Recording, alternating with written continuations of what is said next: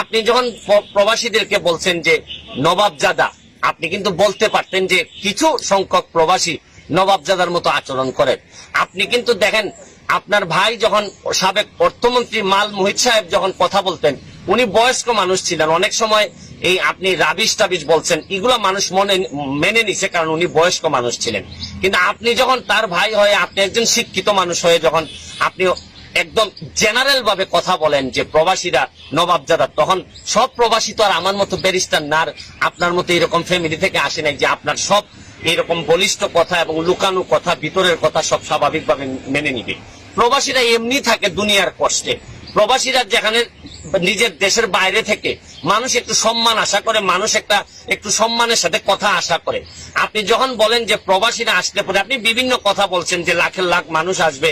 আপনি বলতে পারতেন যে আমাদের আইন বিচার ব্যবস্থার অবনতি ঘটতে পারে, আমাদের এই ধরনের সিচুয়েশনের অবনতি ঘটতে পারে। আপনি কিভাবে বলেন যে প্রবাসীরা এইভাবে আসলে এত মানুষ বেড়ে যাবে, চাকরি থাকবে না, আর শেষে একটা কথা লাগাই দিলেন, দিয়ে বললেন যে আমাদের চুরি চামারি বেড়ে যাবে। তো এর মানে কি? আমার মতো ব্যারিস্টার না হইলে বা আপনার মতো এরকম ব্যাকগ্রাউন্ডের একজন জ্ঞানী লোক না হইলে, সাধারণ মানুষ যদি সাধারণভাবে বুঝে, তাহলে মানুষ বুঝে ফেলতে পারে যে প্রবাসীরা চোর, প্রবাসীরা আসলেই এই দেশে চুরি হবে। তাইলে এই প্রবাসীদের কি সম্মানটা আপনি দিলেন? প্রবাসীদেরকে সম্মান শুধু মনের ভিতর রাখলে হবে না মাননীয় পররাষ্ট্রমন্ত্রী, আপনার মুখের মধ্যে দিয়ে প্রকাশিত হইতে হবে।